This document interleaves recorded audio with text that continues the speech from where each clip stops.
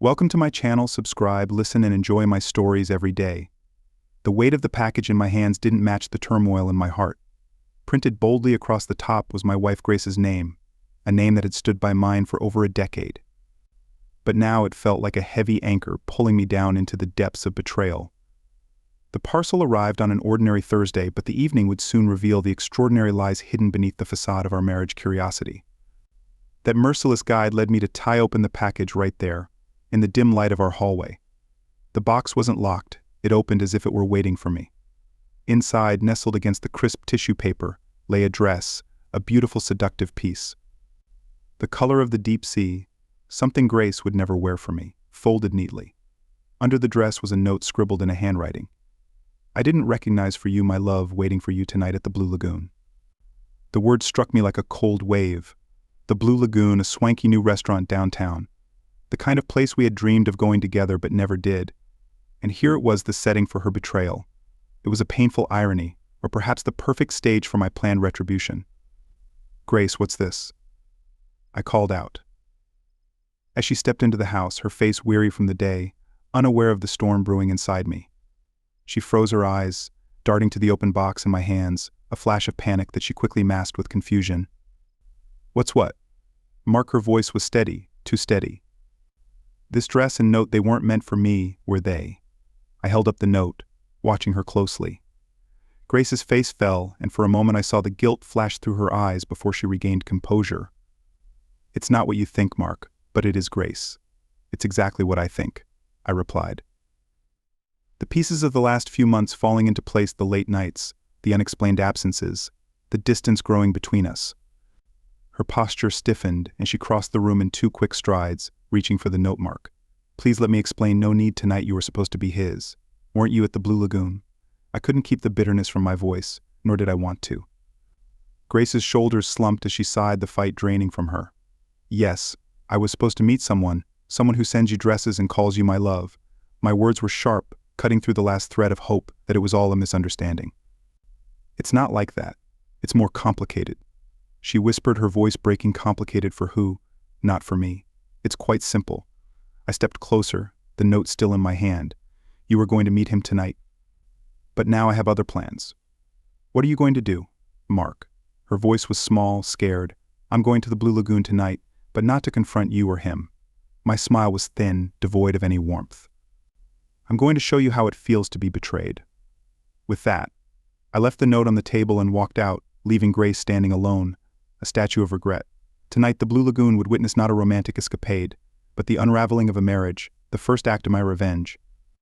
As I drove down the neon-lit streets, the city seemed oblivious to the drama, unfolding in its shadows. Tonight I would reclaim my dignity, and Grace would lose everything. The game was just beginning. The Blue Lagoon shimmer under the city lights, its glass facade reflecting the bustling street life of downtown. The buzz of anticipation mixed with a chill that wasn't entirely due to the evening air. As I walked through the revolving doors, my heart thudded, not with fear, but with a cold resolve. Inside, the ambience was lush, dimly lit, with blue and purple hues, casting deep shadows across the polished floors. Couples and groups laughed, their voices a distant hum to my focused senses. I scanned the room, my eyes finally resting on a secluded booth at the far corner. There she was, Grace, draped in the ocean blue dress from the package, looking expectantly towards the entrance. I took a deep breath and approached each step, steadying my resolve. She noticed me, and her expression shifted from anticipation to confusion, and then to a slow, dawning horror as I slid into the booth across from her. "Mark. Why are you here?" Her voice trembled, betraying her cool exterior. "I thought I might try something new tonight." "This place looked good," I replied, casually picking up the menu. "What's good here?" Grace blinked, her hands clenching in her lap. "Mark. Please, this isn't funny." "Funny? No, this isn't funny at all. It's tragic." I put down the menu, my eyes locking with hers. "Tell me, Grace, was he going to join you here, or were you planning to dine alone?" She opened her mouth to speak, then closed it, the inner turmoil evident in her eyes. "He's just a friend." "Mark, please believe me, a friend who sends you dresses and sets up romantic dinners." I scoffed, leaning back in my seat. "You must think I'm a fool." "It's not like that. It started out innocently." She began, her voice a whisper. "Save it, Grace.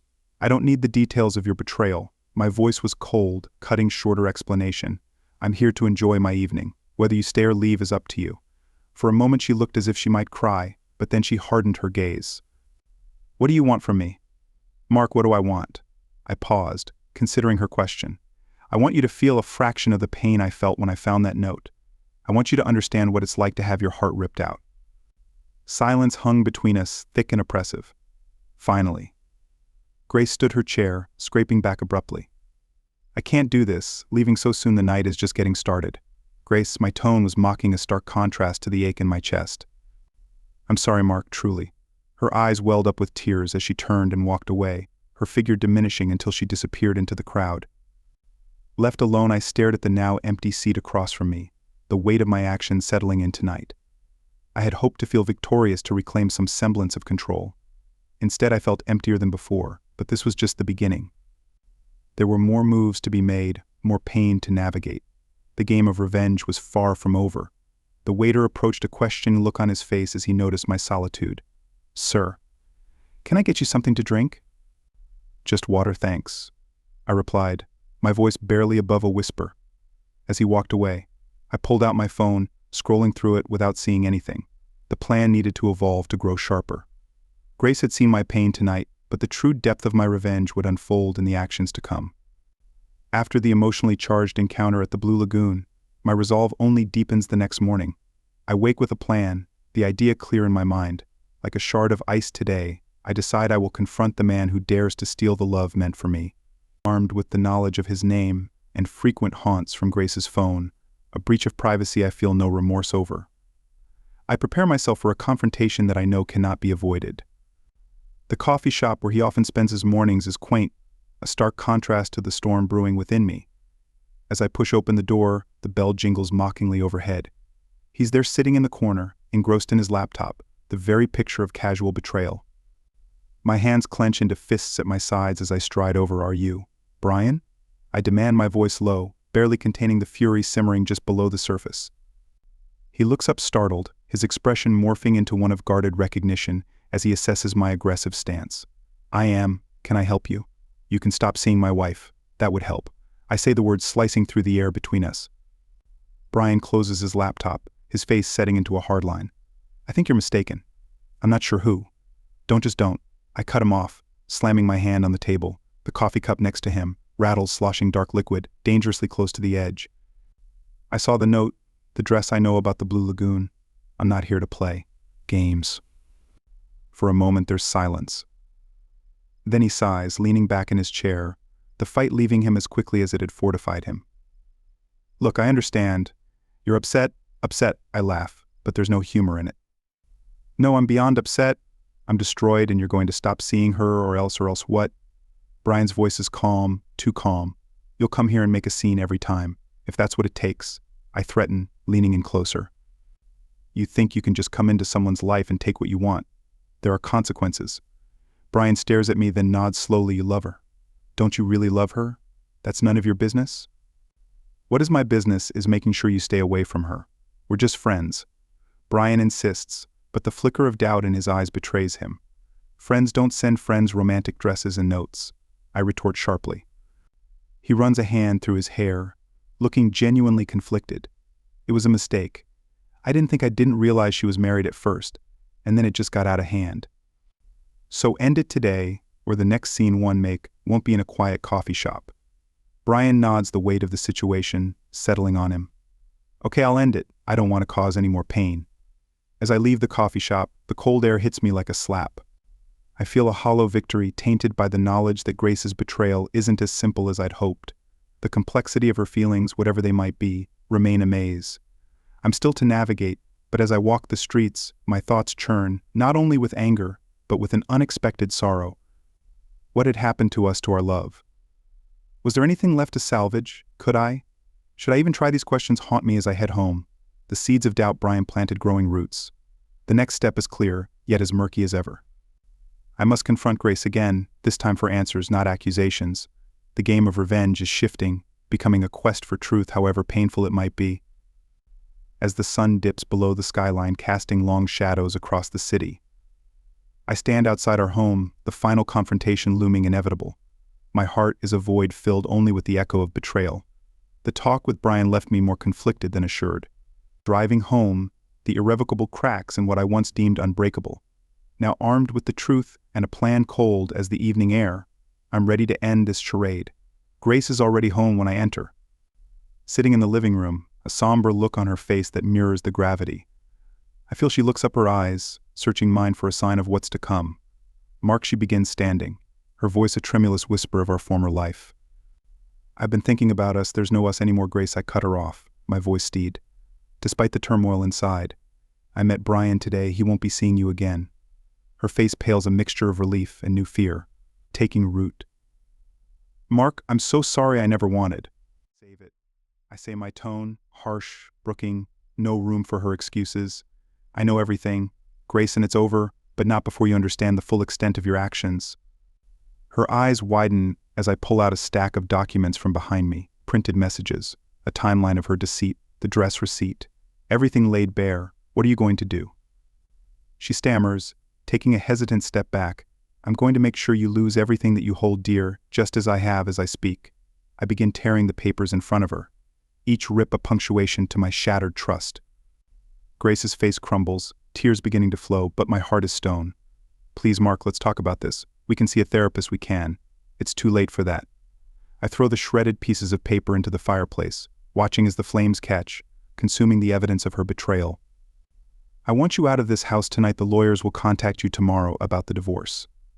Mark, you don't mean this, please. I've never been more serious in my life.